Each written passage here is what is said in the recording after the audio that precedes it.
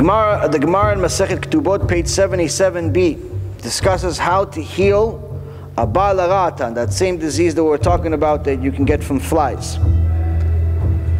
Now they explain, what is this Baal Haratan? It's a growth in the brain. We call it today tumor. And the actual discussion of the procedure is in the Gemara. The Gemara actually talks about what exactly they did to remove this brain tumor. And they talk about how the knife that they had to use had to be very, very sharp, very precise. But unlike today, where they use a saw or sometimes a laser to cut the head, which creates a lot of blood, damage, and very, very difficult recovery, the sages had much, much better way. In order to create a hole in the head, in order to take out this Baal Haratan, what do? They put a cream. They put a very, very special type of cream on the skull, which would make it soft, and they could open it with the very simple incision. So doctors today are not the most advanced. Just a few decades ago, there was a new disease that came to the world, according to scientists, called AIDS. And they say that the originator of the AIDS, or the HIV virus that later becomes AIDS, is the monkey. There's two interesting things about this. It's not new. Midrash Rabbah and the Gemara Masechet Sotah. So it's in two places. Both of these things were written 2,000 years ago. Any place that has a high level of promiscuity will have a plague of germs that destroy the body, specifically the white blood cells. Rabbi Simalai says anywhere that you see znut, which is promiscuity, anywhere that you see immodesty, women walking around half naked,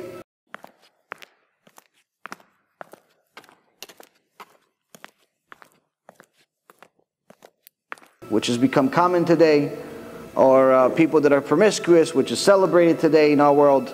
So he says anywhere that you see znut, Andralamusi comes to the world and kills good and bad. Andralamusi is another name for AIDS.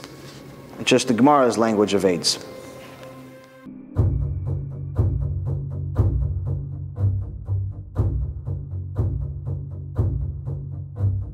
Now, one other thing that's very, very interesting about AIDS is something called Torah codes.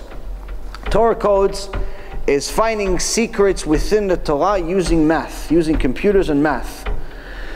Where, for example, if you want to find certain information, let's say, for example, you want to find something that's already happened. So, for example, you want to find information about the Holocaust. Holocaust has happened, we know that it's happened. So there's different information, relevant words. You want to find where, if the Torah is divine, that means that it has to have all knowledge. Not just knowledge that existed 3,000 years ago. It has to have all knowledge, including today's lecture. So now, you have to have a way to find it. One of the ways of finding it is using something called Torah codes, where you look for a specific word, and the computer program will find this word in the Torah using equal mathematical skips. Meaning that, let's say, for example, you look for the word Hitler in Machshimo v'zichro. Okay, now you're looking for it obviously in Hebrew. So first you look for the letter Hey, then you look for Yud, because obviously Hitler didn't exist 3,000 years ago. So you have to look for it. How is it going to find it? So if the computer finds this word, he's going to find this word where each one of the separation between each one of the letters has to be equal. Meaning the Hey, let's say there's 50 letters space, and then there's the Yud, and then there's another 50 letters, and then there's another letter, and so on. But it has to be equal mathematical skip. Meaning, in order for you to see that this is actually not just a random word, the separation between each one of the letters to make up this word have to be equal. And the lower the number, the more you see that this is intelligent design and not just something that's random. A lot of people try to challenge Torah codes by saying, yeah, we found interesting words even in the book Fiddler on the Roof and Harry Potter and all of these other books. This is complete nonsense. Number one, they didn't find anything relevant. And number two, when I tell you what they actually find in the Torah, you'll understand why there's nothing compared to Torah codes when you actually know what you're talking about. Now, when they looked for Hitler and the Holocaust and all the evil things that they did to us, they find all of these words, all of them, in the same page in the Torah.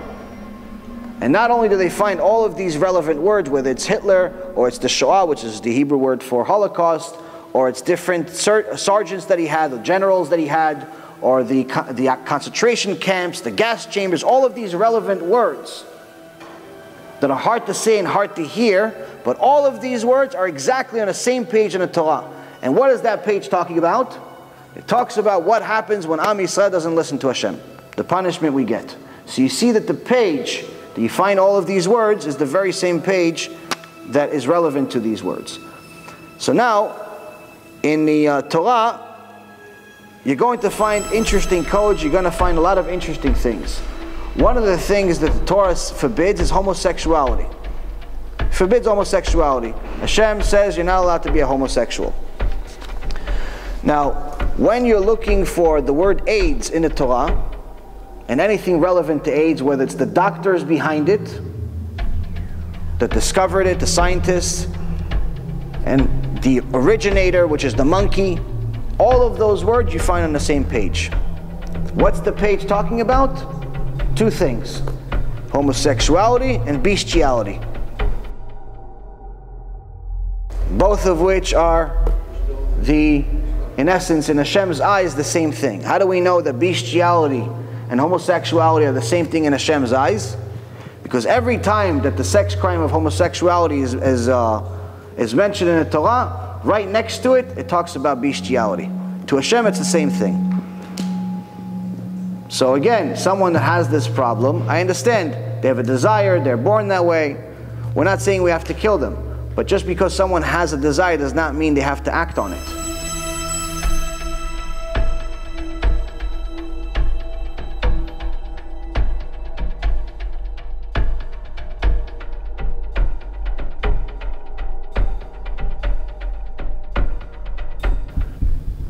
If you have a person that you know that's a kleptomaniac, and they need to steal things, you're not going to invite him into your house. Yeah, but he was born that way. He's a kleptomaniac. Yeah, but let him be a kleptomaniac somewhere else. I don't want him to steal my stuff. Or if one of your children, chas v'shalom, has a friend that's a pyromaniac, likes to light things on fire. Yeah, but Ima, it's my friend. Yeah, but he's going to burn our house, Bubby. Go play in his house. Burn his house. Won't burn my house. Yeah, but he was born that way, Ima. Okay, let him be born that way over there. Meaning that just because someone has a desire doesn't mean we have to accept it to be politically correct. This is all complete nonsense. We have to do what the Torah says, because now that we see all of these proofs, we know for sure that Hashem is the one that told us.